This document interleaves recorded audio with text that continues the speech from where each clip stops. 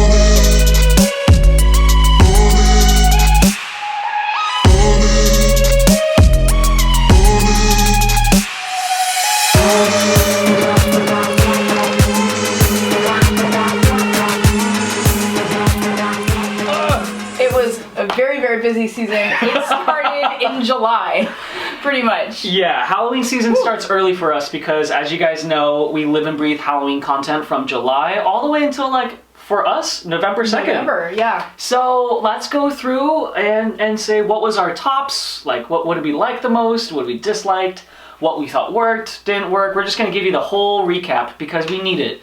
We did so much stuff during this Halloween season that we just need to... We need to decompress and we need to talk about it. Yeah, we need to unwind. I feel like we just ended it. And I feel like we're kind of going into... We had a production meeting this morning and we're like, there is a lot of spooky things that are still going on that we're going to be visiting. Even in like during December time. Yeah, so super excited about that. But let's start it off. So the first thing that happened... was Universal Studios Hollywood Horror Nights. And I think that was probably the best way to start off this season because it had so much energy and it was pretty charged. Like, going in, I was like, I'm ready for this. And it delivered. Universal Studios and Hollywood actually stepped up their game this year. And I think the overall consensus from the both of us is that the mazes were overall, like, improved. They were very, very improved. I had no real complaints about this year's event. And I know last year, if you watch those videos, we were constantly like, what's with these black walls? What's with these black walls? They really stepped it up this year. They got rid of the black walls for the most part. For the most part. There were some transitions, but it wasn't enough to notice. Yeah. You know, it wasn't enough to like really wear on the senses. And they got rid of the Terror Tram. Yeah. Which I feel was a massive upgrade. Oh yeah, that was like a very smart move on their part because having two mazes in place of one Terror Tram attraction was a brilliant idea, and those maze locations are actually very smartly placed, if I can say. Like, you're not walking super far and there was enough space to do both, and I liked it. So I really do hope that they continue that trend where they're just going to do away with the Terror Tram because we like the Terror Tram. We don't want to be a Terror Tram hate club here. But the Terror Tram's quality was definitely declining over the years. I think it really hit its peak with The Walking Dead because I think The Walking Dead lent itself really well to the backdrop of the airplane crash, of the camp. Maybe not so much the Bates Hotel part, but I mean, it's just cool being near that area. You could still have zombies in a motel. Yeah, you know, exactly. Like, so I mean, Norman Bates could be a zombie. He could. Yeah. I mean, look at Zombieland. Yeah. Half the people were zombies in there. If Bill Murray could be a zombie, then so can Norman Anybody. Bates. Yeah. But we noticed a steep decline in quality over the years, and it just kind of seemed like they just didn't know what to do with the Terror Tram. Eventually to the point where last year we were like, okay, the Terror Tram was awful. It was just a logistical nightmare. Yes. So they did away with that, and overall I thought Us and Pandora's Box was a great replacement for it, and I hope that they do it next year.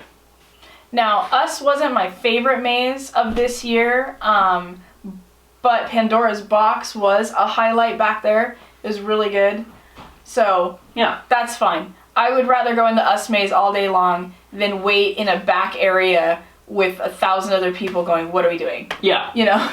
So let's talk about what we were most anticipated for this event, and then let's talk about what we actually enjoyed the most, how those lists compared. So in our previous video, and we can also put the link somewhere in the description, or I don't know, a tag. But we predicted we made a list of the things we were most excited for. Right. For Halloween Horror Nights specifically. And I think on the top of my list was Holidays in Hell. What was on yours? Top of my list was Stranger Things. Stranger Things. So, Bree, how did Stranger Things... What was your number one overall now that you visited the event? Okay, so now that I visited the event, my number one maze, and I'm going to like look at this really quick. My number one maze was actually Frankenstein Meets the Wolfman.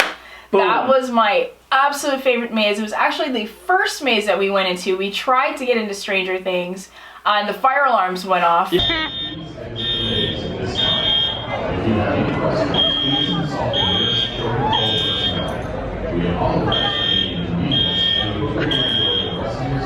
Because it was the first time. So we backtracked and we just booked it all the way back through the toxic tunnel, hit Frankenstein Meets Wolfman, blown away. Yeah. Such a good maze. Absolutely. Now, Holidays in Hell was my number one, and I did really enjoy Holidays in Hell. And I would have to probably put that at like number 3, but number 1 for me was for sure Frankenstein Meets the Wolfman, because the sets were just on point, the costumes. Yep. Everything about that maze was fantastic, and it just felt like a traditional classic Universal Monsters feel, and I love that. So, I have to say that overall the event was fantastic. It was. And it was a good way to start off the Halloween season. Now, what was your least favorite maze of Universal Horror Nights? My least favorite maze of Universal Halloween Horror Nights, and do not kill me right now, was Stranger Things. And some people are gonna just destroy me in the comments, but honestly, I think it for the first like 3-4 minutes of that maze, there wasn't a single scare actor. And I was like, okay, what's going on here? You know what, Mike? Stranger Things was my least favorite maze. Oh, let's high five to that. Screw Stranger Things. You know, I'm just Alright, kidding. here's the deal. Stranger Things was my least favorite of the night, too. Here's the deal with Stranger Things. Season 2 was very dark, very boring, very about Will. Boring? It was a little... until the end. But when you really look at a season, you go, was a season exciting all throughout it, or was it one of those seasons where we had to get through it to get to another season? It was a slow build season. So it was a slow build season, and it was... that maze was mainly season 2. And remember, we're into Will's psyche. Yeah. It's very, very dark. The Mind Flayer has taken over. It's all about the tunnels and the routes and everything. Until we got to season 3, and then season 3 was very like, ooh, really spooky, vibrant, had, you know, like the Starcourt Mall, had the Russian spies and everything. Yeah. So Season 3 was like a summer blockbuster. our season 2, our maze, very much was heavy on season 2, and so it was just very dark, and you were just kind of walking through what was going on. So I think at that point, that's where I was kind of like, wow, that was it. But then I kind of remembered, well, not when you really think of it, not really much happened in season 2, except for Will, you know. True. So I ask you this then: season 3, is that going to be a good maze if they do it? So I don't know at this point, because we did touch on season 3, and when we went somewhere else, and we'll get to that later, there was a little bit more heavy season 3 going on in that maze. So I don't know if they're going to just skip to season 4.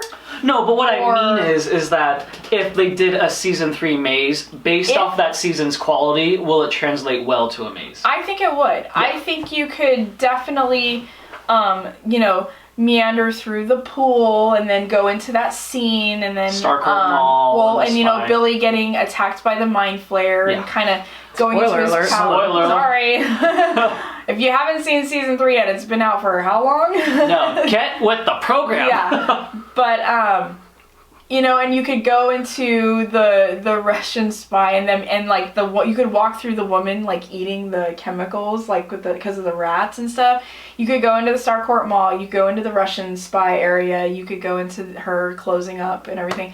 So there's a lot that they could do. Yeah. They just need to I think make it very, very exciting, make it vibrant. Vibrant is the word that I would for sure use, because it was very dreary in this maze. Yeah, it's very dreary, very dark. So I have to say that overall, Halloween Horror Nights event has stepped it up for sure this year, and we were kind of predicting that they would from the things we've been hearing and the concept art that we were seeing. So I definitely think that next year, Halloween Horror Nights, I am super stoked for, because I can only hope that it will go up in quality. Me as well, yep. And so let's talk about number 2, our second event that we went to.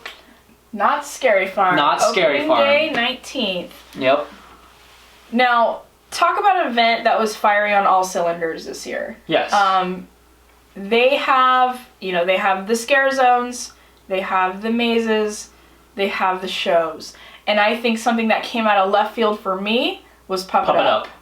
Puff It Up. Yeah, there was something about Knott's this year that really we had 2 new mazes this year, Waxworks and Origins, and both those mazes were fantastic. Like, usually, like sometimes when they come out with a couple mazes and one of them ends up being like a dud and the other one ends up being like really, really good, the quality was overall fantastic. Now, we do have a list of our most anticipated, and we'll put that link somewhere.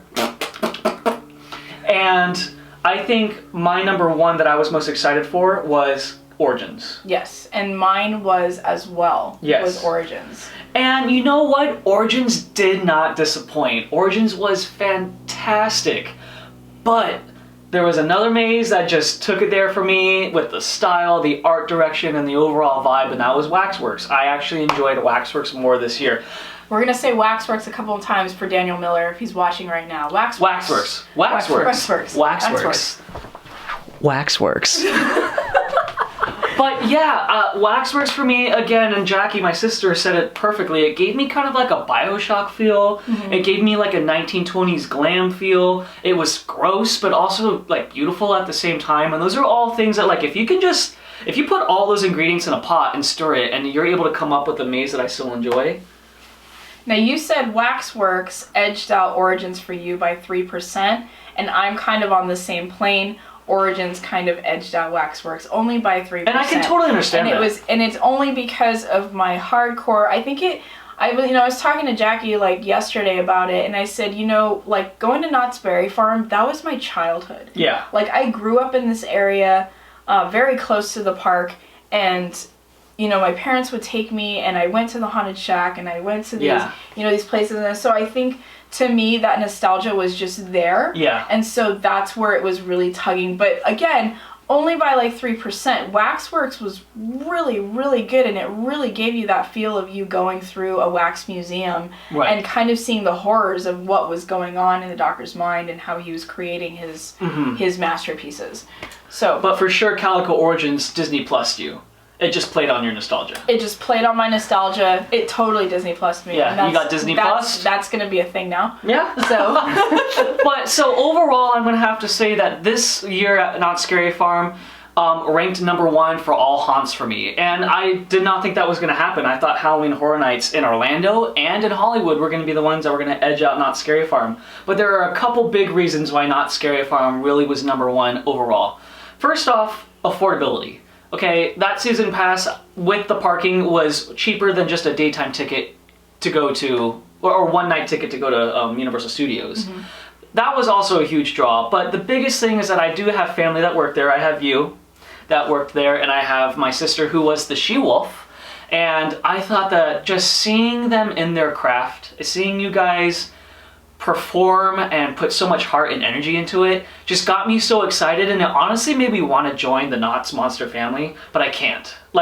So I just live vicariously through you guys. And I think another thing that really helped was that the scare zones this year, I feel like there wasn't a single time in any scare zone that I went to that I did not get some sort of character interaction. And I'm not really the one that monsters come and seek out, because I'm just not like, I think You're a dude. Yeah, I'm just not the one, but they still did, and I don't know if it's because I got to know a couple more monsters this year, but even the ones that I knew for sure I did not know, they still came up to me, they gave me interaction, they insulted me and called me stupid and stuff, and I love that, that was great. So, there's just something about Not Scary Farm that just permeates Halloween. You know, like every area that you go to at Not Scary Farm, it's like, oh, like, yes, that's Halloween. Because there's a lot of moments, and I don't know if you feel this way either, like at Halloween Horror Nights, where it's like, oh, I'm just in Universal Studios. There can be, only because It's you such a can't laid out part. compare like not scare zones to other scare zones, because I feel like at Universal Studios Hollywood you have the scare zones, but it's really about like the scare actors that are kind of just like that are wandering around that area, and they're the ones that are scaring you because they're not put in just an immersive atmosphere to what their character is. Like I mean, even Ghost Town. yeah, you know, like what was it? The Demons from the East. They were fantastic. Scare actors were fantastic, but they are running around a New York movie set.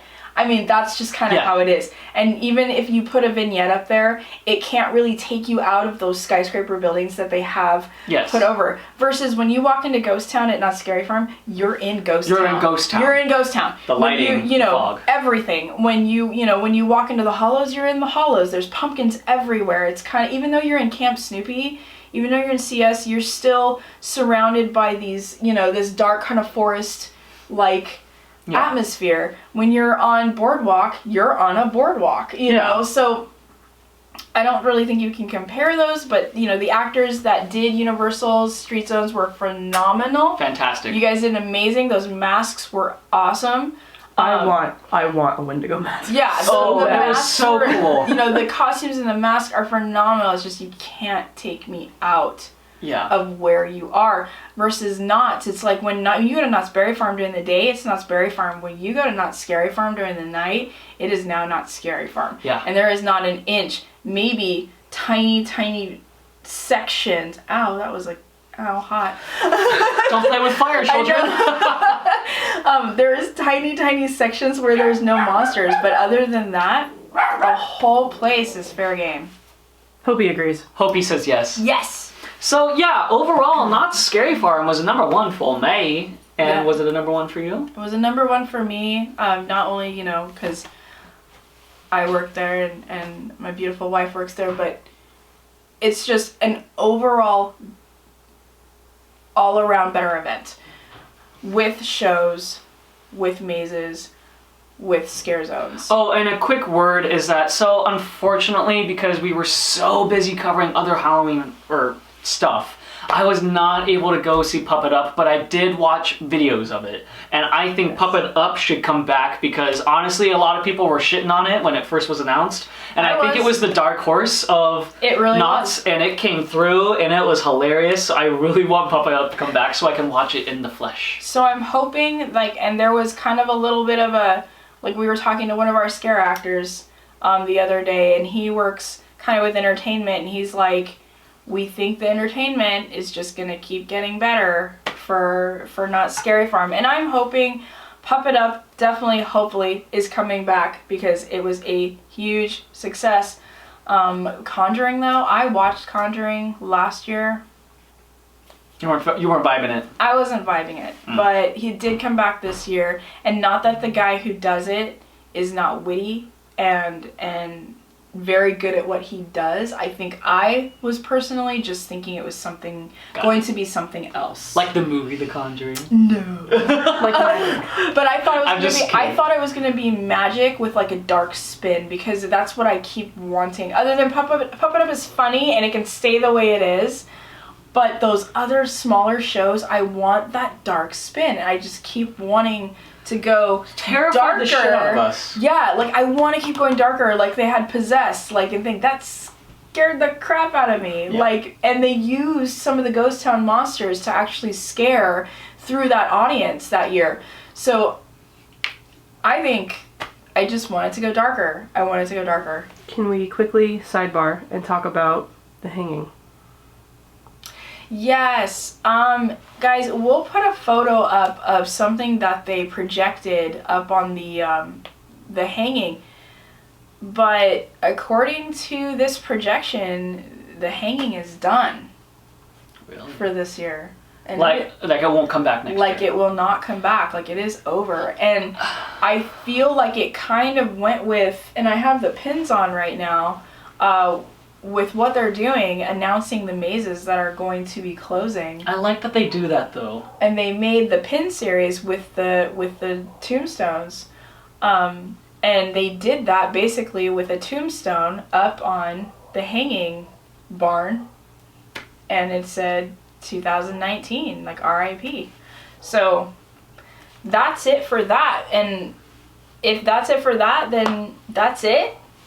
And the writing is on the walls. If that is it for that. I know, that is what it's going to be, and that's it. That's it. That's what it's going to be. But what is going to replace that? You know, I think the wonderful thing about Knott's Scary Farm is that they are experimental. They're more experimental than any haunt that I've seen. Look at Trapped. That was something that wasn't really happening at the time when other haunts were, you know, just doing traditional mazes. They decided to go do Trapped. Look at, you know, all the shows they've done. Look at Puppet Up. Puppet Up was a huge experiment, a huge risk, and it paid off. And I'm hoping that whatever Knott's... Hi, Casey. She's like scratching right now, so you can... Salem. Anywho, you know, so I'm hoping that whatever they do that risk, and if it doesn't pay off, at least they tried. But I want to see something different, because honestly, the hanging, it was a good show, but you can kind of tell this year, like, okay, it's time for something else. And I do like that they announce... Oh, you look like you have something else to say. Do you not agree? No, I do. You want to slap me? I don't. Okay, good. So...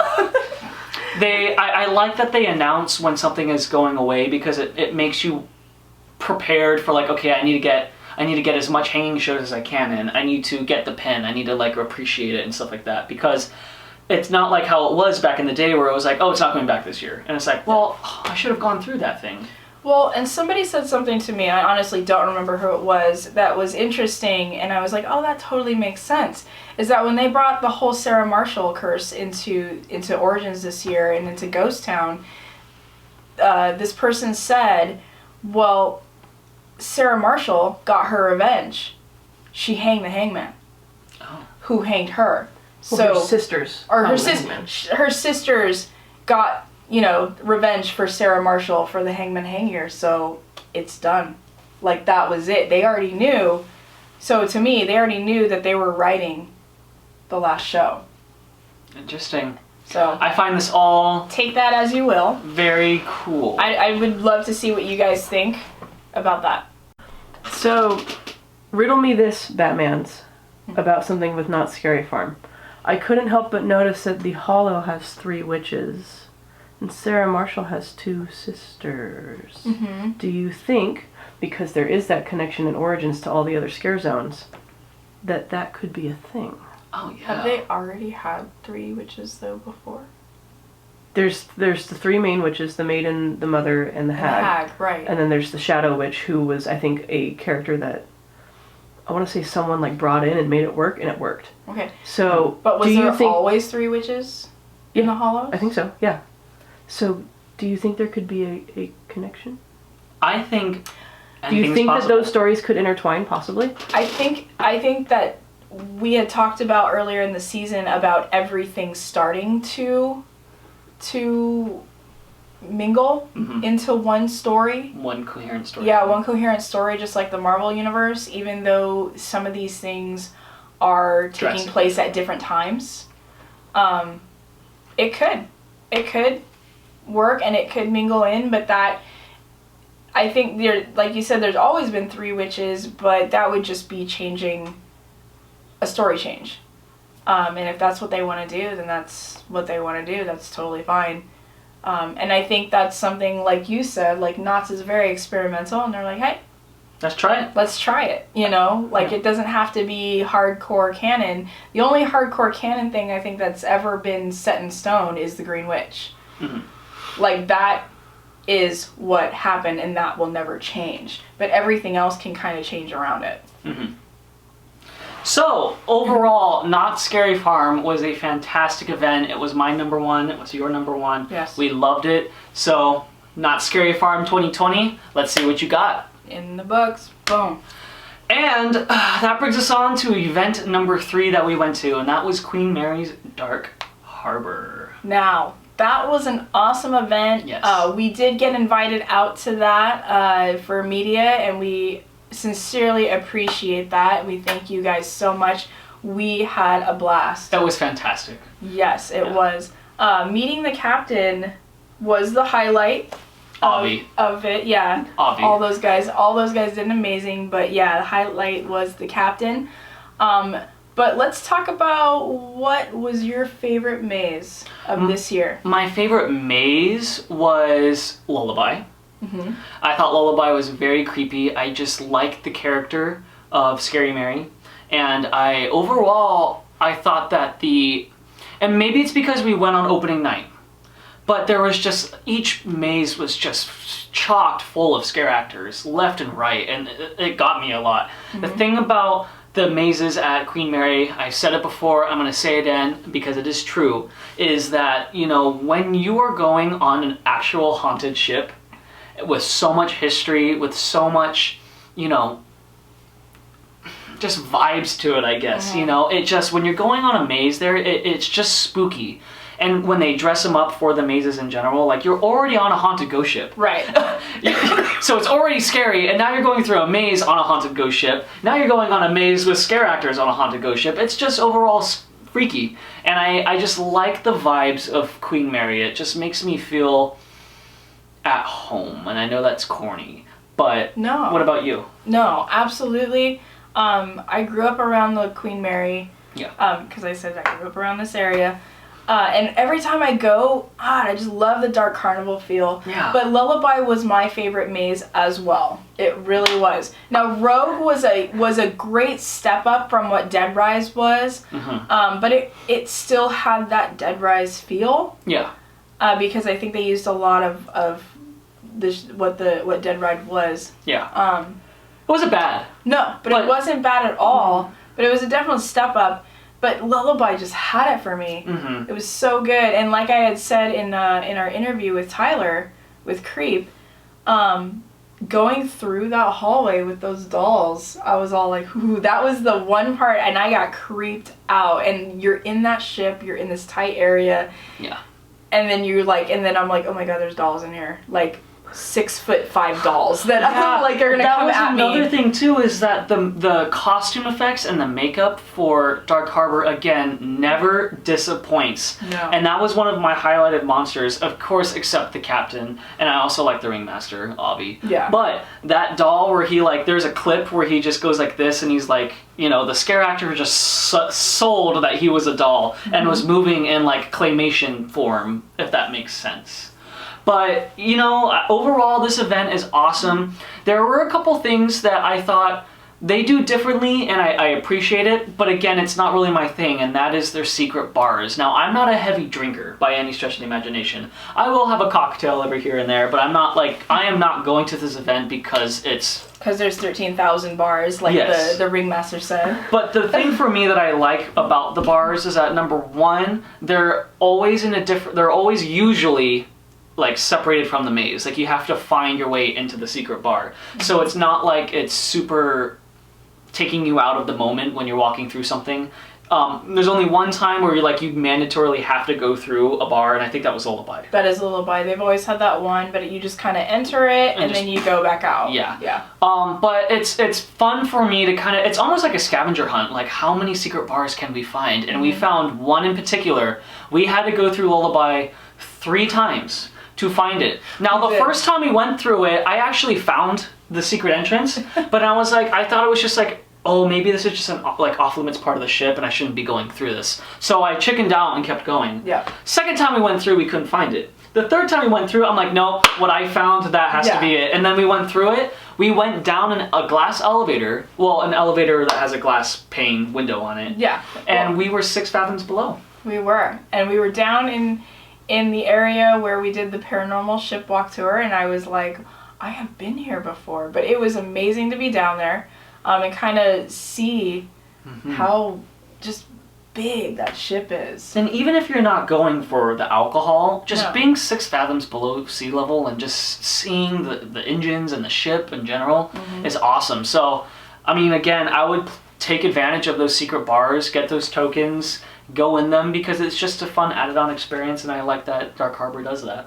Now, did you feel in Feast they rerouted feast to get you to pass through the infamous Hatch 13.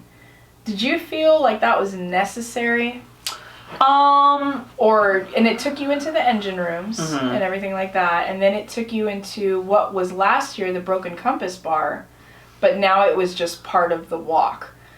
Did you feel that was necessary, or did you feel like that was stretching? Because at one point when we went through the meat grinder, we came out, and then you start that trek through these dark areas.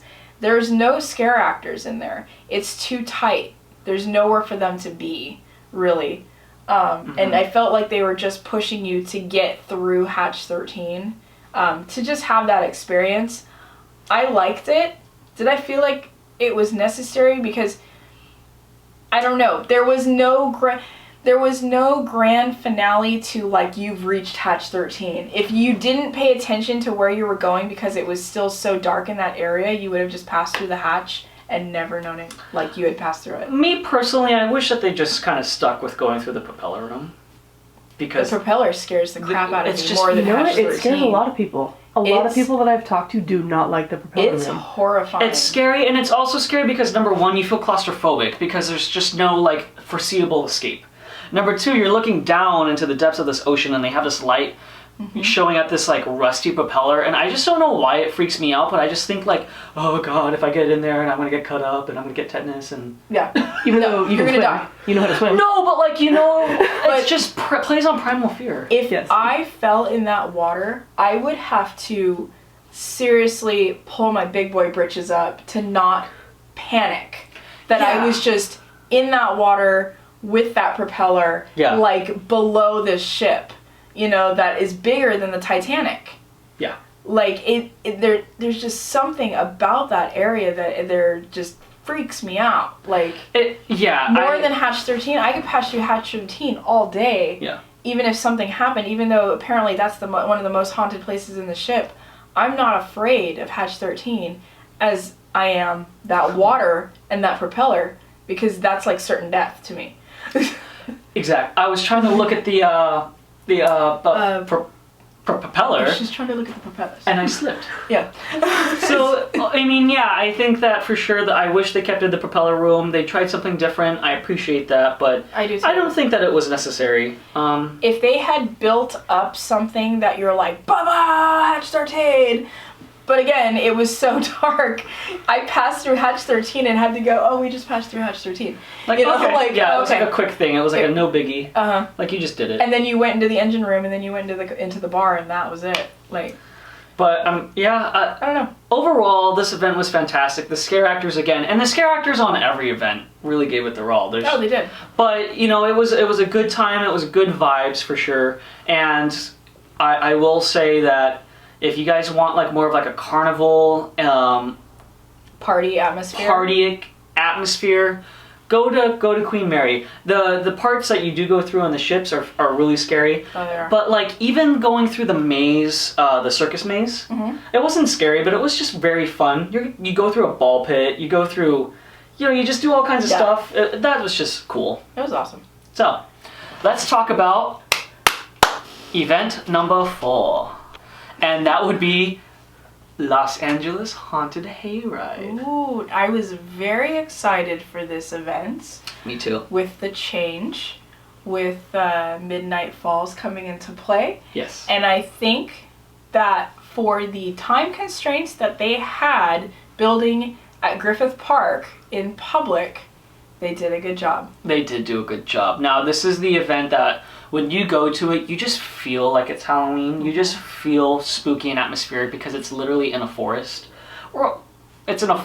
Yeah, I would consider it a forest. It's in nature. It's in nature. Yeah. And overall, the vibes were fantastic. The hayride was fun. We did hit a couple of technical hiccups, but again, we were like one of the first ones to go on the hayride. We were. That was fine. Overall, the vibe was cool. Now, here's the thing about Haunted Hayride. I did not feel like I had to go to that event again. I didn't feel like I was missing anything by going back. We were literally...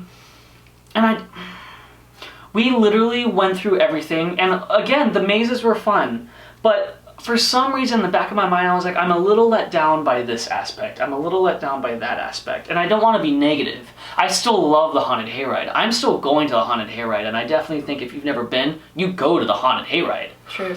But, like the trick-or-treat area, there were lots of elements that were like, it was there, all the ingredients were put into place, they just baked the cake wrong.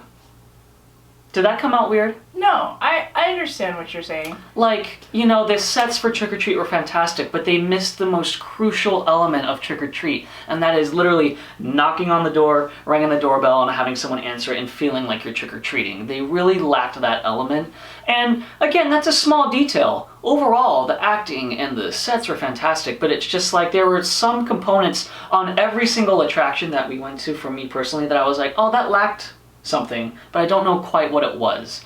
For Trick or Treat, it was because we couldn't knock on the door and get the candy like we had in the past. Mm-hmm. For Haunted Hayride, again, that was a good one. I love the Haunted Hayride, but there were some technical elements that weren't working, and they like, or sometimes like the hayride would pass it and then it would go off like behind us, and I'm like, oh, we missed what was supposed to happen. Could that have been an opening day thing? I definitely think that was an opening day thing, for sure. I don't remember too many things going wrong in the hayride. Well, I mean, things went right, but there were a couple elements that was like, I remember like looking behind me and then something went off. Oh, okay. And I was like, oh. Yeah. But no big deal. No. That's not a big deal. The acting was great, but again, the overall vibe was Midnight Falls. Mm-hmm. And I thought that was a great way to get the entire event on board with one unit, with one coherent storyline. So the actors, they weren't there to scare you.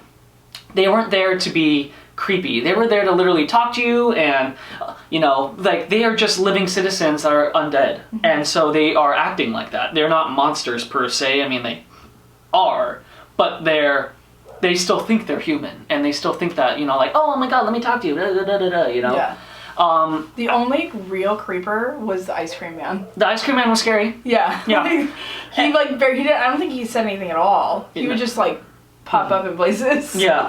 and again, some people find that freaky, for sure. Yeah. Yeah. Like you see this one TikTok where he just crab crawled up to that girl and like he doesn't say anything and knocked her over. Or we have a video of him just like standing behind like the jock.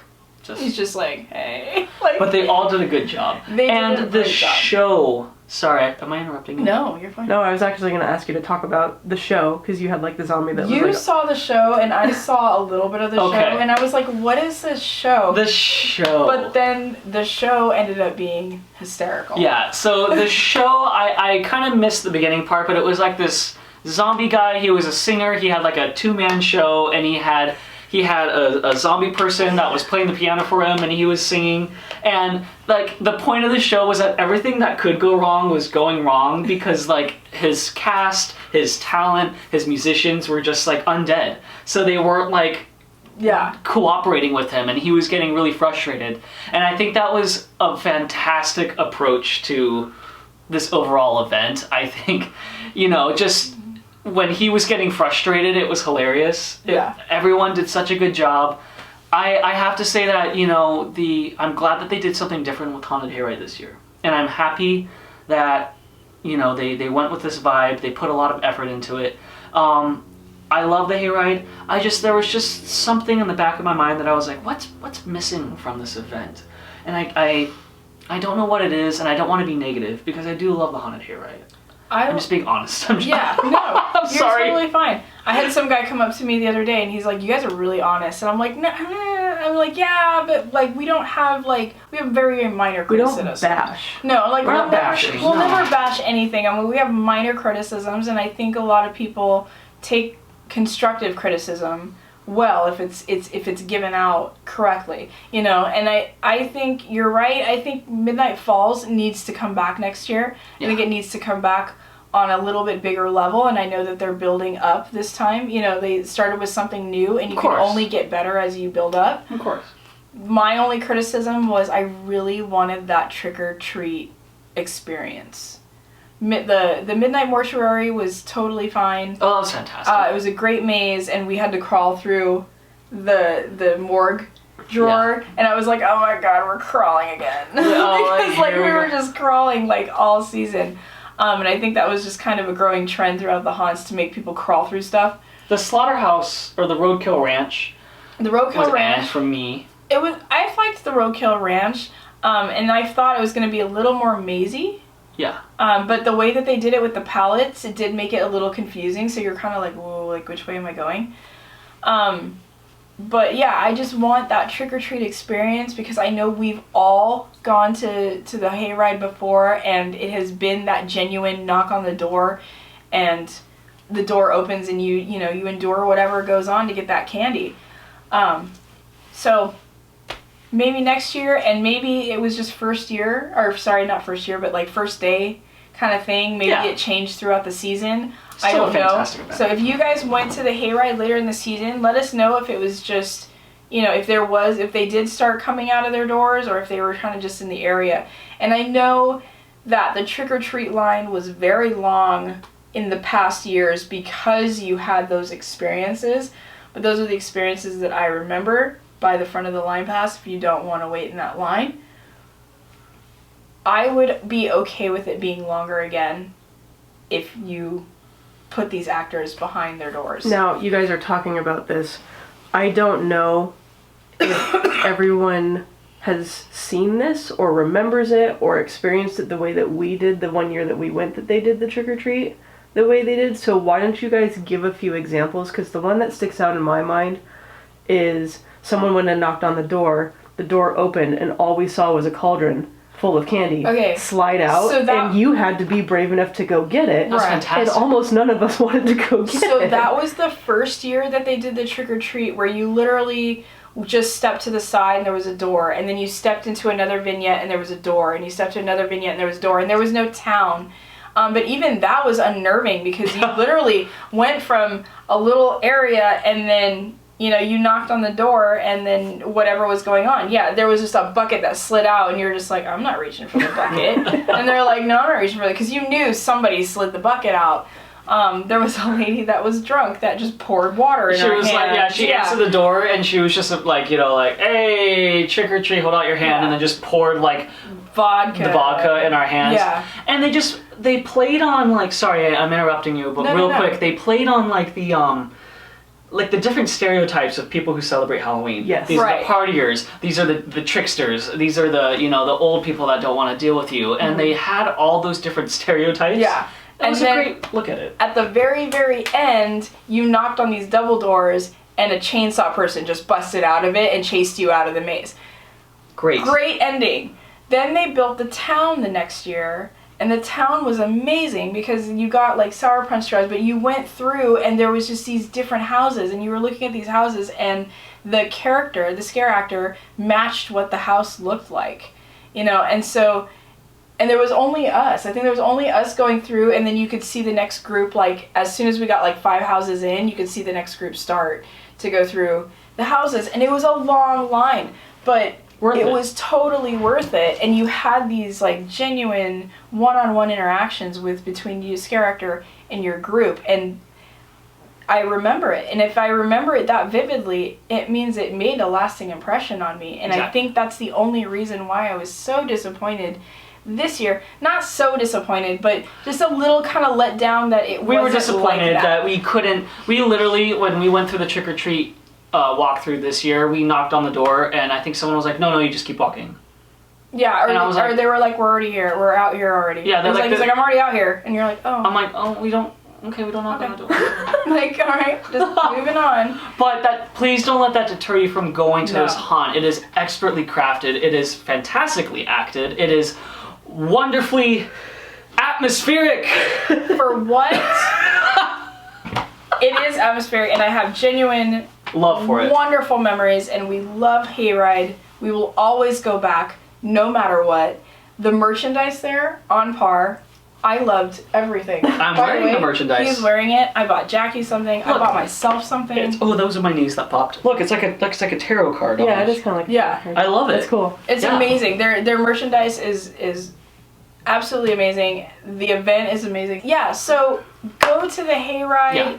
And remember, keep this in mind, because we know this. They had 12 days to build that event. Exactly. 12 days because of Griffith Park constituents, because it's a public area. 12 days to do that, that's amazing. Theme parks have all year. Yeah. They have all year to build their stuff.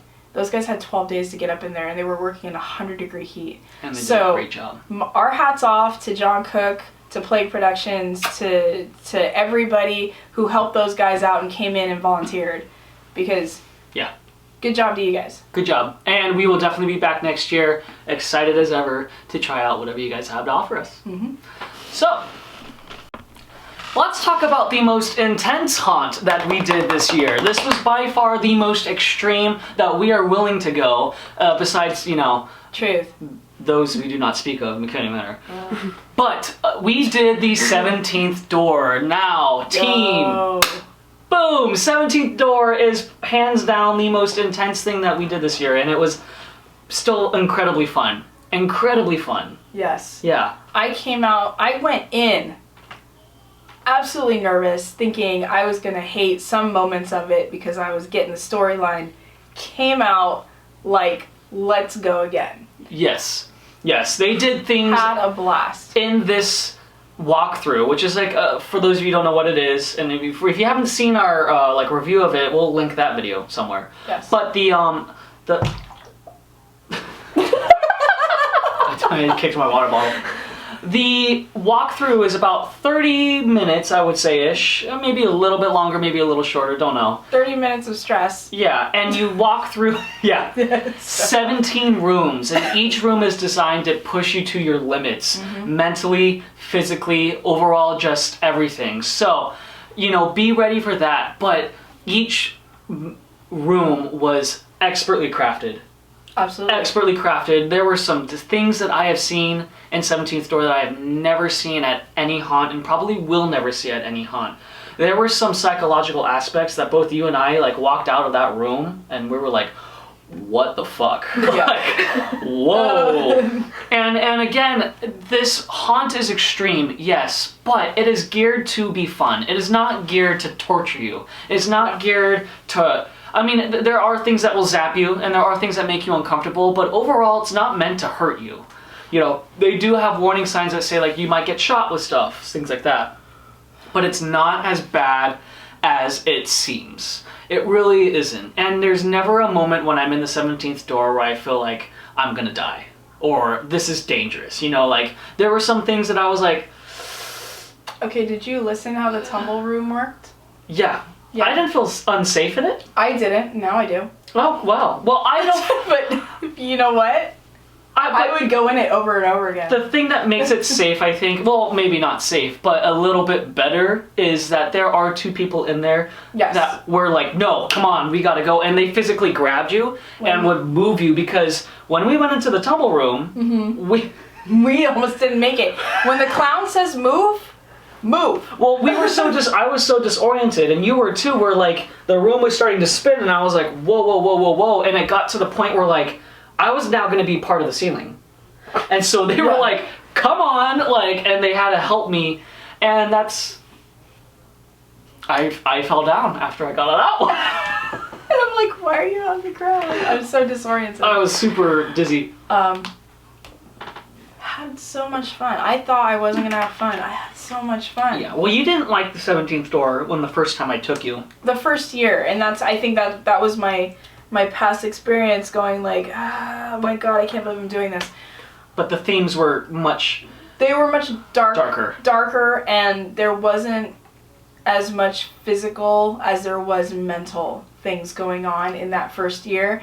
Now I feel like it's more physical and just like, what can we put you through and what can we do? But the thing that makes the 17th door so fun is if at some point you're just like, no, and you say mercy, there's no qualms with it. They just, boom, you're out. I mean, they'll call you like a pussy, but I mean, who gives a shit about that? But they just brush you off to the side and you don't have to do that anymore. Yeah. You know, and you just move on to the next room. And I think the way... Like you got to witness how the latex room worked while your brothers... The latex room was incredibly freaky. I want to do it next year if they... Well, we're out. We're out. No, I know. But, like, I feel like I could just deal with it. Okay, no. That's not how allergies work. I know. But there's no death involved in that allergy. It's just a more like of a burning kind of sensation. So like I feel like I could just wash it off and it'd probably be okay after an hour. My name is Bree and I'm super smart at making decisions. But now I'm thinking they're not going to have that room because we're out of jail. Paula broke out. You never know. They might find a way to incorporate it. They might. I don't know, but I don't know. I mean, they almost ran you over with a car, so. I was like, That oh was my so god, scary. look at my freedom. So again, 17th Door was fantastic. I absolutely loved it. There was no qualms with it, and it honestly made me excited. Hopefully if they do it next year, which I'm thinking they will, but if they don't, I'll be incredibly sad. Yeah. Somebody invited us back. One of the cast directors invited us back to come, and I definitely want to take that up if they do it next year. Yeah, I'm there. Yeah. It was fantastic. Don't be deterred. Don't be deterred from going to this event because it is a little bit more on the extreme side. It's not meant for everybody. I understand that. But if you guys want to get a good thrill, go to this event. It is geared to be safe. It's geared to be fun. Mm-hmm. Again, you will have to sign a waiver. And there were some people in the comments for the 17th Door that was like, that's the dumbest thing I've ever heard. You should never sign a waiver. Well, I mean, then you don't go through it. Yeah. So you have to sign the waiver, and then you have to say I signed the waiver. Yep. So I mean, again, if that is a complete turnoff for you guys, then don't go to this event. But for those of you who are willing to sign that waiver, do it. It's worth it. You won't regret it. Nope. Well, you might actually, but You might regret every moment. I didn't regret it, and she didn't either. So we'll be fine. I didn't. And apparently that airbag in that tunnel, it lasts only 7 seconds, and I'm all like, that was the longest 7 seconds I've ever experienced. Okay, 7 seconds when you're in a pitch black tunnel where you don't know where you're going, and yeah, like that's a long time. 7 seconds can be a lifetime. I think it was a longer than, but whatever. Anyways, all right. The next thing we did was located in Thousand Oaks, and that was called Reign of Terror, commonly known as ROT. Rot. R-O-T. Can you put ROT right here when I do that? I can try. Commonly Yeah. known as ROT. Yeah. What did you think of Reign of Terror, Bree? All right, so driving out to Thousand Oaks. You kept staring at Which me. is, by the way, where Mike was born. Yes, it's where Mike was born, where he was a peanut. Cheers to that. What did Casey say? He's like, this is the longest pizza run we've ever done. Longest pizza run we've ever done. It was about Topper's pizza. 2.5 hours to get out there just because of traffic. And we wanted to go out there because we have heard Reign of Terror has been top notch. 4 out of 4.5, 4.8 out of 5 stars. So I was like, guys, we're doing this. We're going. I don't care how long it takes to get out there. We had some pizza at Topper's, and then we went to Reign of Terror. Now, I would advise you, please get the front of the line pass. Just pop for the extra $15 and get it. We did wait probably about an hour and a half to get into that maze. Now, That maze, that queue though was fantastic. the queue is fantastic. Super awesome. Once we got inside, it was a little cold that day. It was very windy. Yes, it was very windy. So once we got inside, you go into this maze, or this queue maze, basically. Uh-huh. And they've got all these things going on around you, and so it's very entertaining to be in there, and you can kind of take pictures and kind of record in that area, but you cannot record in the actual maze. Now, once we got in, I was very pleasantly surprised. All the scare actors inside Reign of Terror are volunteer. They're all volunteers. They are not Okay. paid actors. They're not professional actors. They're volunteer. They're there on their own merit. So it is a very prop-heavy maze. Yes. And I like it takes that, like 15 to 20 minutes to get through. Mm. So I was cool with that because the props that they do have are on par. They were super These are cool. not cheap props. No, These are no. very cool. And there was one point, was it the vampire like bat kind of demon women things? Yeah. That we stopped and we looked out into this curtain and we're like, huh? And this curtain opens and these like Lungers. demon lunger things just came straight at us to the point where Mike and I were like, are we gonna have to move? I mean, yeah, like we were like is this gonna have to be a thing? Like, yeah, like we were gonna like step back. So, and the way The drop bridge was cool too. the drop bridge, yeah, that was the first, Jackie just mentioned the drop bridge. We got into the maze, and we went around the corner, and you go on this bridge, and you see this prop just go like this with TNT. An explosion happened, and the bridge just dropped on us.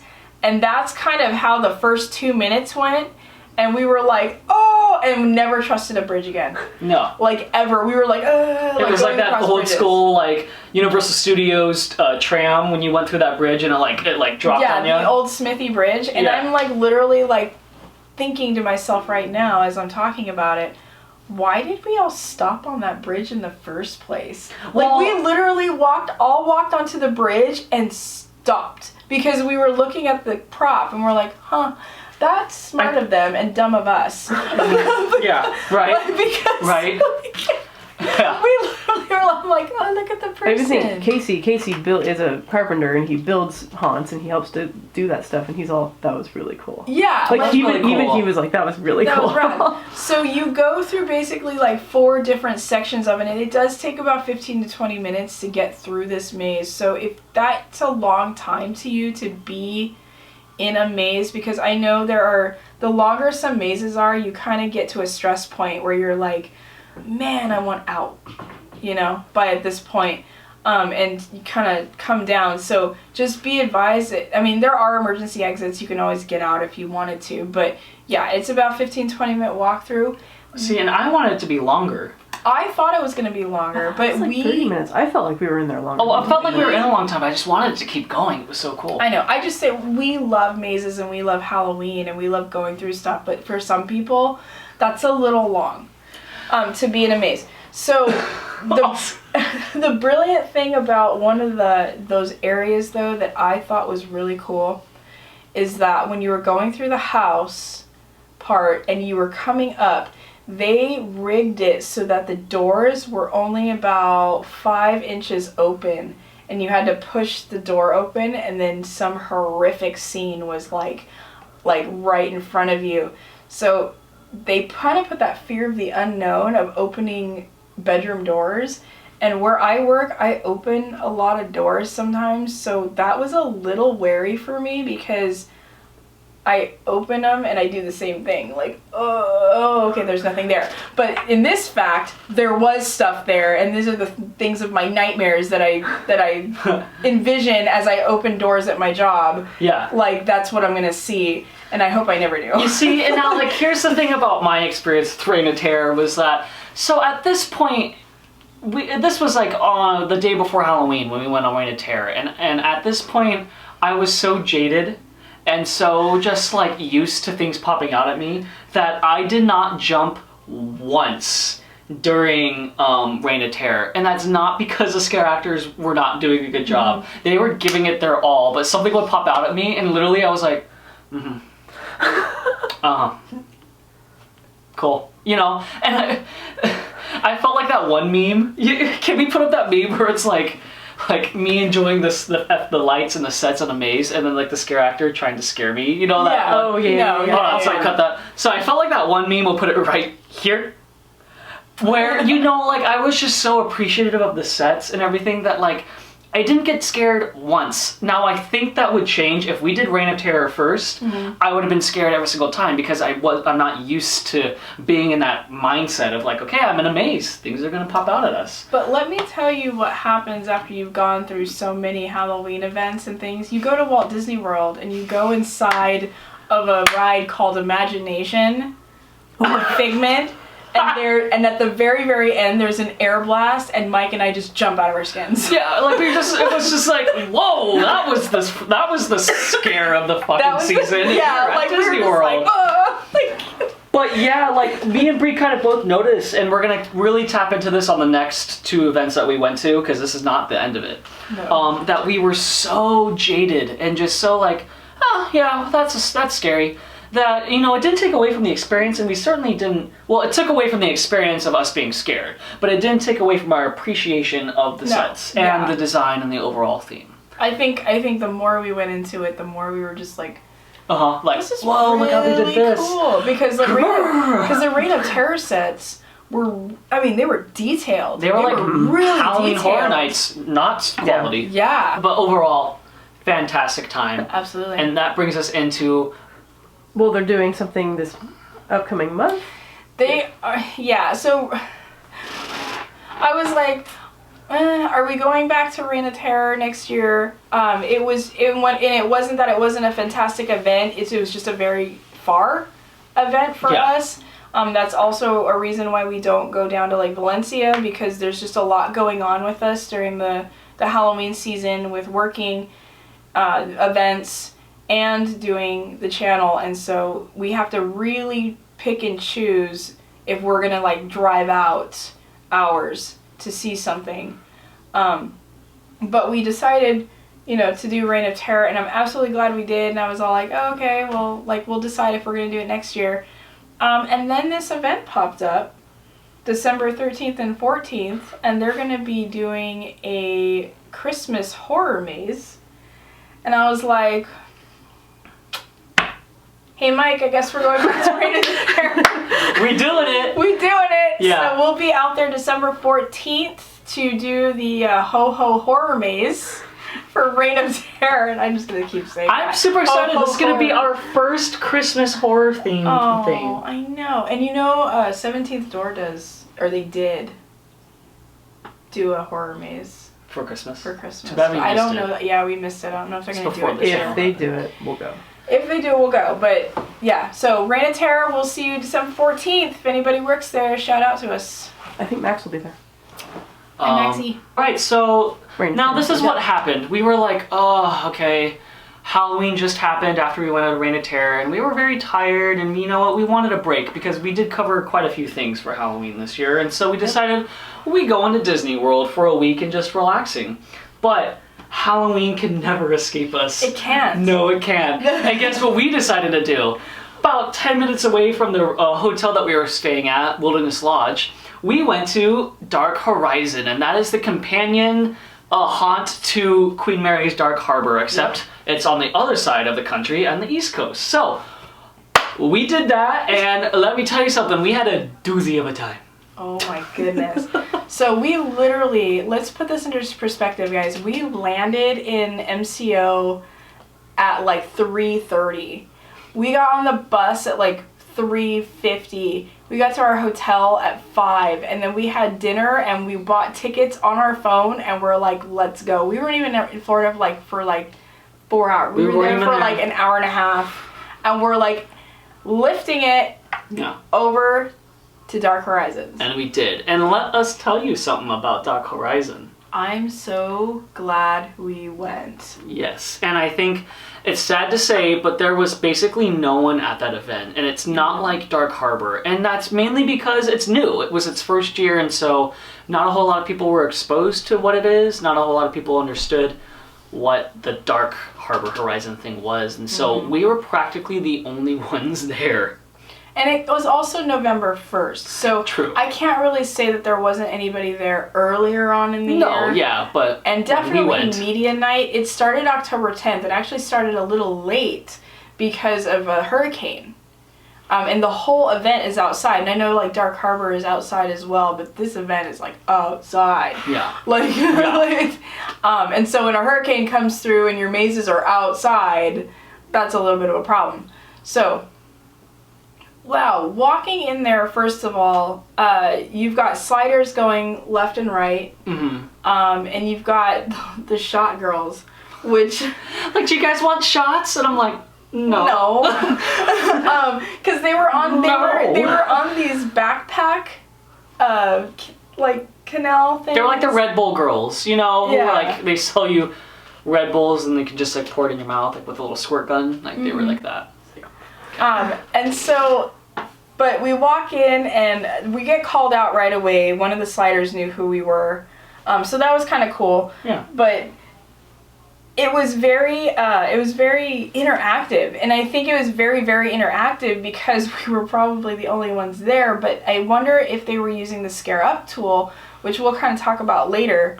Because I heard that was part of the event. But I'm not sure.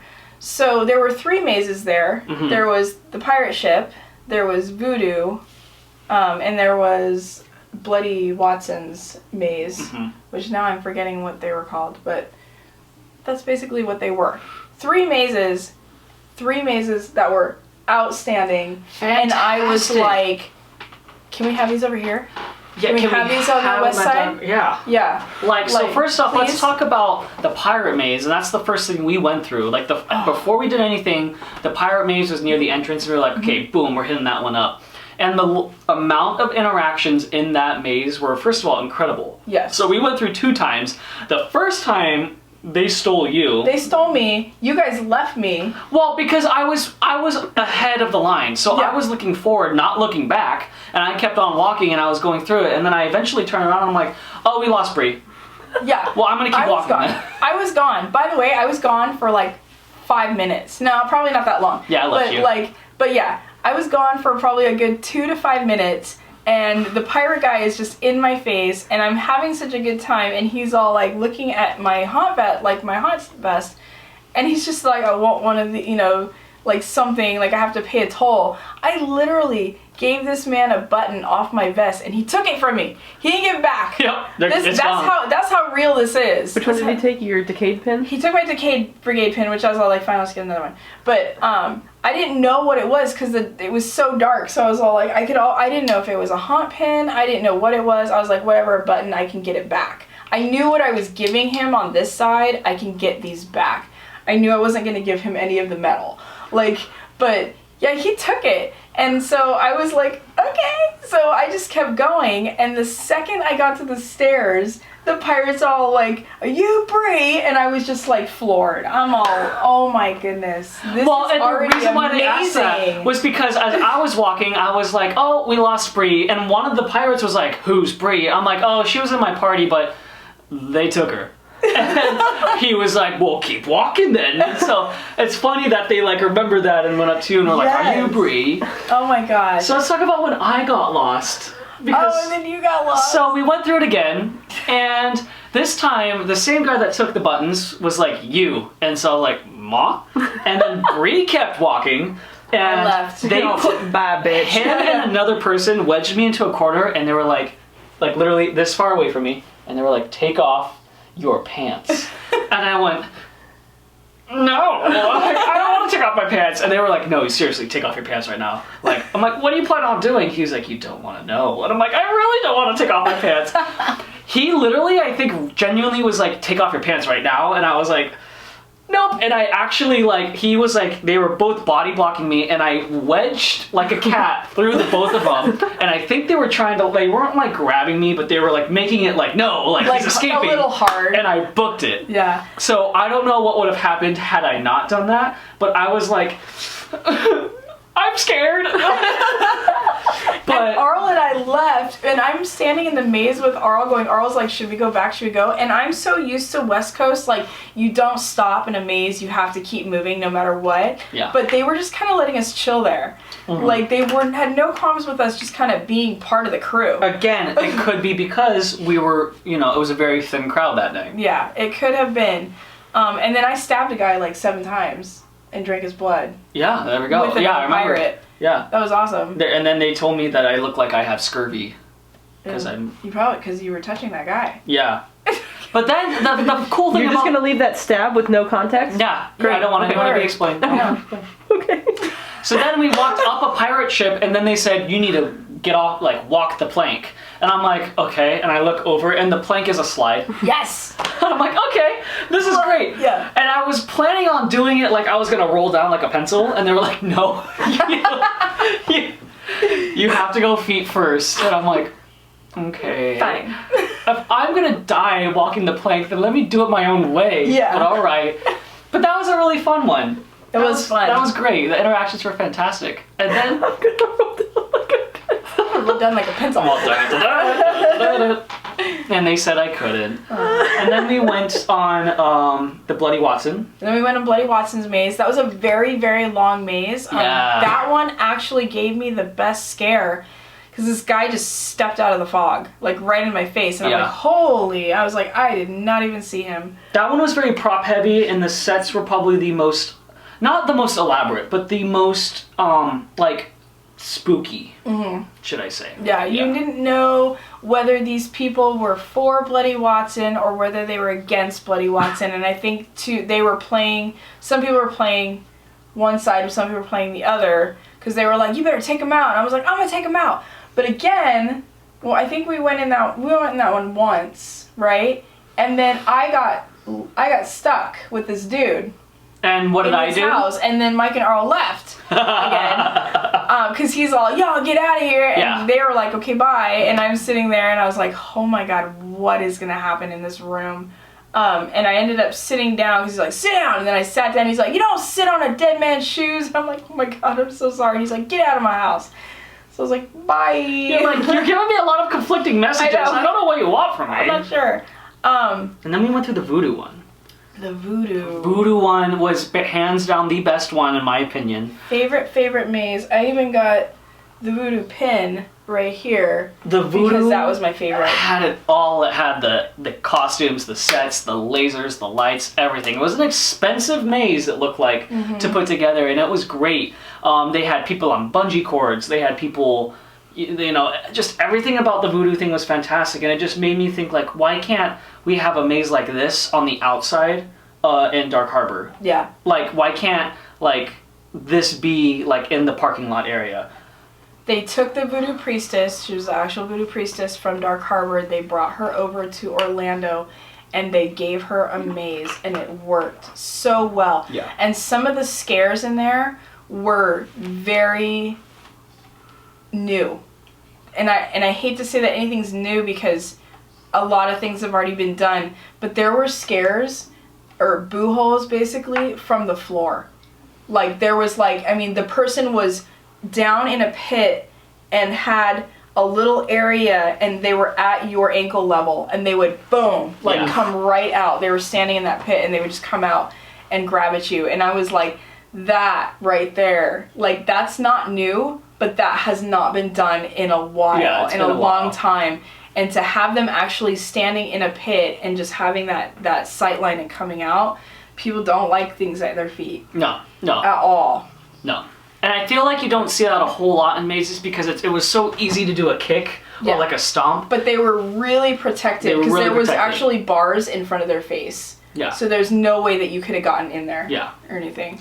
And then we met Bloody Watson. We met Bloody Watson. That's who I was really looking for at the end of the maze. But dude, so talented. They put him out into the crowd and let him do his thing. Yeah. And we got to go into his cellar bar, and that was amazing. And I loved talking with him. And I wish I could have talked with him more. And I wish I was like more coherent, like when we were there. But there was just so much atmosphere going on, and we had just gotten off a plane. We just got off a plane and stuff like that. I had just gotten done with Scary Farm and literally just went to the airport. Yeah. And flew off. So.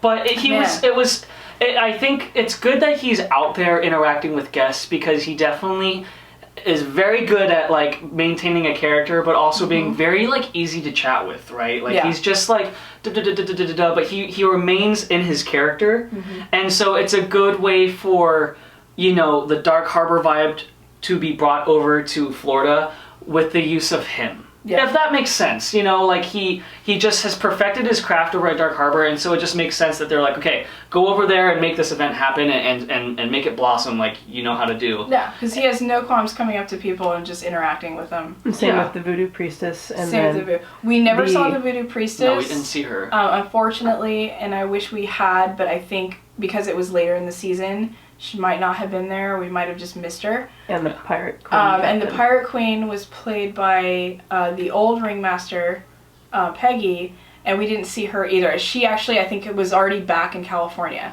at that time. So it was another woman playing the captain, which she was excellent as well. She did good, yeah. And I hope, you know, because we're over here, that Captain comes back to resume Captain, but I don't know, so... I would really be very, very disappointed and saddened if he did not come back to Dark Harbor, but, I mean... We'll see what's going on. Hopefully. Looking at you. We love us some Captain. We love Cap. And let's talk about our final thing that we did to cap off the Halloween experience. We took a day away from our Disneyland Magical Fun, and we went to Universal Studios Halloween Horror Nights on the final weekend of its run. Yes. Now, Here's the thing. Last day of its final run. Yeah, people know that your boy loves Universal Studios Orlando. You know that your boy loves the Halloween Horror Nights over there. I know. But the plot twist of the century was it was your boy's not the most favorite of the events. And that doesn't mean it was bad. I think Halloween Horror Nights Orlando was at such a disadvantage because it was just literally every Halloween event had prepared us for just not being scared. Every Halloween event prepared us for seeing it all. Every Halloween event just jaded us. And so by the time we finally got to Halloween Horror Nights in Orlando to do it, we were just a blank, like an empty stare. We were just a couple of thumbs with legs walking through Universal Studios. Mindless zombies just going through the motions like, yeah, we went through another maze. And it got to the point where Bree was like, you know what, I'm ready to go. Like, we don't have to go through the us maze. And I said, I really was like, we don't need to go. Let's just cut a maze. and I was like, no, we have to go through everything. And the faster we get done with everything, the sooner we could go and just go to bed. Now, let's talk about the quality overall. Halloween, Universal Studios Orlando is fantastic. The sets are amazing. I know for a fact the scare actors are amazing. Everything is amazing, but we were so tired because we were on a different time zone. We literally were still getting used to our sleeping pattern, and I know that sounds like, oh, poor you were on vacation. But it's the truth, and, you know, we were so jaded. Because you know, when you vlog about Halloween stuff, you're constantly going into Halloween stuff trying to have an objective point of view and trying to look at everything and judge it, not judge it, but you know, judge it kind of basically on what's going on. And when you're tired and you're like, can we cut a maze out? Yeah. You're just like, you find yourself not having as much of a fun time as if you weren't tired. yeah. If we went to Halloween Horror Nights Orlando the first night, it would have been the highlight of the. I would have said it was number one. But because it was the last one, it's not. Would you have though? I would have, Bree. That is the tired, and you're not. Well, I mean, I don't know. You're entitled to your opinion. You worked a whole season too. Yes. Okay. But let's talk about some things that you thought were fantastic, and I know for a fact that my little Bree here loved Graveyard Games. Okay. Yeti. Okay. So, let's talk about that. Graveyard Games at Universal Studios Orlando Horror Nights was the most beautiful maze I have ever seen in my entire lifetime. Those are some big words. Those are some big words. It was beautiful. You walked into this graveyard and Sid and Nancy are kind of wreaking havoc with the graves and they're upsetting the spirits as teenagers do. Okay? And the spirits basically in the end get their revenge and kill Sid and Nancy as spirits do because they don't care. They're not going to jail. I don't give a shit. Okay? They're like, I don't care, I'll do it. I don't care. I'll do it. That's right. But you go through and it was gorgeous. The mausoleums, the way they had the scare actors placed, the effects that they had, where you went through a hallway and you literally had candles just blow out one in sequence at a time. And I felt you. You were like grabbing on me when that happened. Whoa, because I didn't know what was gonna happen, and we were in this hallway, and there's these like angel kind of statuesque things on each side as well. And then she just says, "Children," like really like whispery, and then you had all the babies that had died in their tombs, all their like little skeleton heads just looked up all of a sudden at you, and then the urns started popping. And it was just all those effects and that immersive environment that I was like, wow, and the way it was lit, everything. See, It was on par. It was really, really that good. to me is what Universal Orlando is all about. Is like each maze you go through is like, whoa, that feeling, that like quality, the space, everything. And you know what? For me, in all honesty, it wasn't always there for every maze. No, it wasn't. And here's the thing is that we went through Killer Clowns from Outer Space in Hollywood, and it was a full maze. It was very, very long, and it told the story of what was happening, and you went through it. At Orlando, it was all, boom, like minute and a half, 2 minutes, you were out. But it's in a place where it's hard to make a maze. It's in the Shrek queue. I understand. Yeah. But that, I think, coming from a long maze and going into a short maze, like Yeah. where they kind of just like Diet Coked it, you know, like it was the Diet Coke of Killer Clowns. Of Killer Clowns. They Diet Killer Clowned it, and I was like, okay. Well, the only thing that like I really liked about it was the Clownzilla puppet. They had a 20-foot Clownzilla puppet. That was really cool that you walked under, and that was the saving grace of that. But I was like, okay. And we went through Us Maze, same thing. It was Diet Us. Like, no, I didn't think so. I totally thought so. I thought Us Maze was way longer than that maze. Really? I thought that Us Maze was really good at Universal. But let's talk about something that I know for sure we can agree on, and that is Universal Monsters over there. When we went through Universal Monsters, it was beautiful. It was fantastic. I am biased because they had a creature from the Black Lagoon section, and I saw 3 creatures.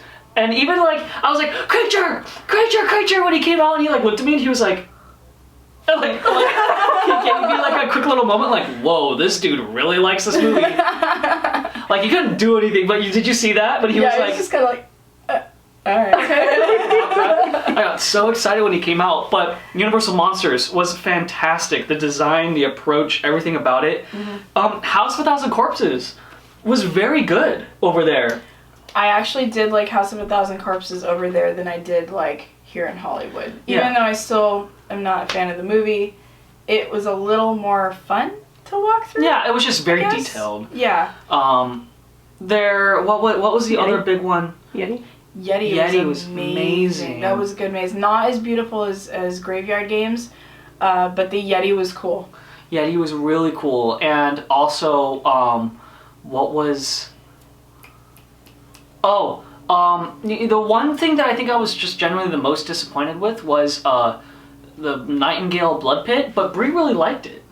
I liked it because I watched Spartacus on Netflix and I liked that whole gladiator kind of thing. So being underneath the Colosseum, I was, and you know, if you guys don't know, I'm really into history. So being under the Colosseum, I was like, yep, pretty much. Yeah. Like, this how it was. Like, and the smell bad, like, in that maze. The smell of death, the chopped up bodies, like sending them down. Yep. You know? Yeah. And so I liked it. I wasn't even kind of really concerned about the whole Nightingale thing, like the birds and stuff like that. I was just looking around at kind of like how they had portrayed underneath the Colosseum, and I was like, yeah, it's pretty freaking accurate. And you know, and there was also another thing that we thought we were not gonna like based off of the POVs that we saw, and that was the Depths of Fear maze. Yeah, so the Depths of Fear, let's talk about that just for a split second. I guess they were having problems with the actual creature costumes. Fish dudes. Yeah, the fish guys. So they added more just infected crew. It was okay. For me, I was like, oh, it's the Depths, you know, mated with dark entities, and you got Depths of Fear. And that's exactly kind of what it was like, and you had these infected crewmen that were all around. But the set was really cool, and they had a lot of water effects, so when you add water effects to a maze, it can get complicated. It can get hard. And it cannot work sometimes, but everything was like on par with that set, and I was like, this set's great.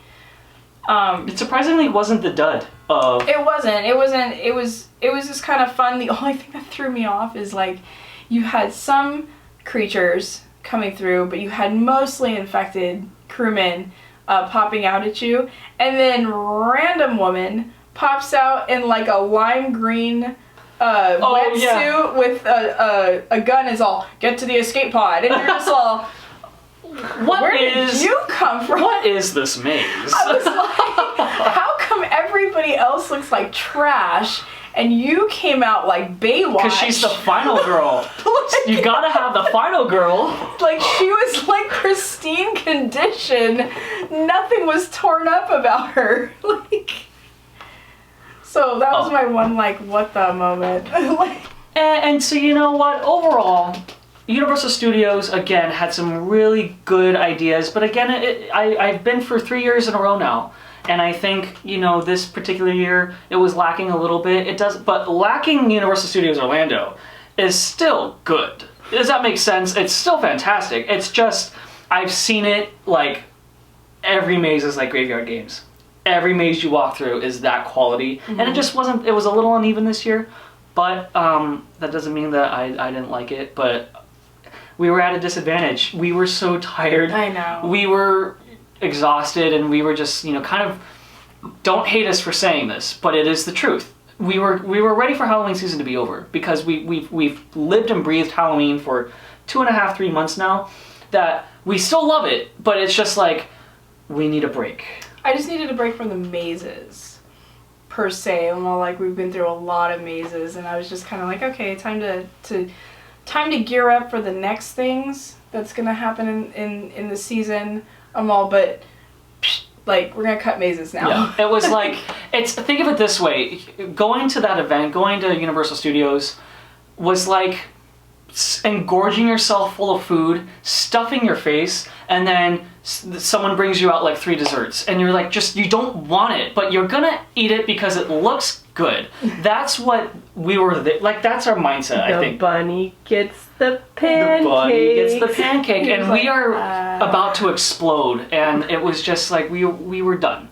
But after that, we went to we finished the rest of our little vacation at Disneyland, and honestly, Disney World. We ate, we slept, we just vegged out, and I thought we had a great time, and we are ready. We're ready, okay? Your team is ready to give you more Halloween content on off Halloween season. So, be ready for that. So overall, Bree, 2019 Halloween season, fantastic. You guys went hard. We went hard. I think we were gearing up for that. We were the champions on that. Holy crap. Our wallets are crying, but our hearts are happy. And I have to say that this was a very versatile year, and I'm excited for 2020. I am as well, especially since everybody promises to just keep raising that bar. I feel like everybody's kind of competing with everybody because Halloween is here to stay at this point, and it is very, very competitive out there. Yeah, definitely. And I think what we're going to try to do for this channel is that we are going to give you more Halloween content. We're going to make some more short films, horror films.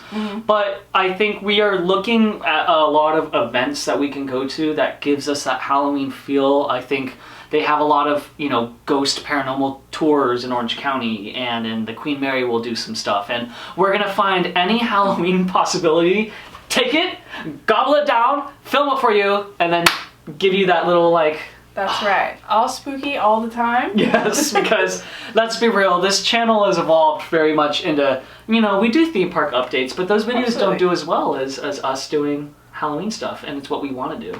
Yeah, so we're going to throw in, obviously, January 17th, we're going to be finishing up Star Wars Galaxy's Edge finally. Oh, of course, yeah. And we'll have the Rise of the Resistance finally opening on that day, and I just feel like that has dragged on for a while. Well, yeah, and we're still going to be doing other things, but I think if we can find any Halloween content, we'll give it to you. So let us know on Instagram, Twitter, Facebook, or in the comments down below if there's anything you want us to cover that is Halloween related. Even if it's just a smidge of spooky, give it to us. Like we're doing Krampus stuff. We're going to be doing a Krampus run on December 7th. And so, that's, again, not per se Halloween, but it's spooky. We're going to get hit by a stick. You're going to get hit by a lot. Also, there's something that I wanted to tell you guys real quick, is that I have started my own YouTube channel. I am very much still a part of Fractured Compass, but this isn't really geared towards theme park or Halloween stuff. I mean, I'll do some things. It's not going to be updates. I think I'm just daily vlogging and figuring... It's about my boy right here and his daily little life and what he goes through. And I'm just figuring it out. Honestly, the first part of this channel, I don't know what I'm doing, but I hope you guys can watch me and learn and grow with me, and eventually it's going to become something. I just haven't quite found what it is yet, so as of right now, I'm just being goofy and vlogging my life. Well, it's not even you being goofy, it's you being you. Yeah. I watch these videos and I'm like, yeah, this is how Mike is. And it's funny. It's genuinely funny because I'm watching you just be you. Thank you. I love it. So if you got, thank you. Thanks. We'll put a link to his little channel down below. And my cat Ellie. So if you guys are interested in that, please give it a subscribe, give me a follow, and enjoy. But if not, no worries. I'm still learning, and I'm definitely still going to be part of the Fractured Compass family because this is my channel too, and I love it. We're a team. We're a team. We love each other. We love each other. So, and also, I mean, I do film some stuff behind the scenes of Fractured Compass, not a whole lot, but it might be funny to get a little insight of how we operate, because I think that my channel is a little bit more like unpolished and raw, and so you're just gonna see stupid things. But It's all good. please subscribe. It's called Mike Poops. And with that being said, thank you guys so much for watching this channel, and thank you for an amazing Halloween season. We had such a good time. This has been a fireside chat, so if you guys have any comments that you want to leave down below, you want to have a conversation about how you guys celebrated this Halloween season this year, let us know. We Yes. love chatting. I'm in a nasty little like boop. Please subscribe, like this video, and always be ready. So you never know your compass will take you. Goodbye! See ya!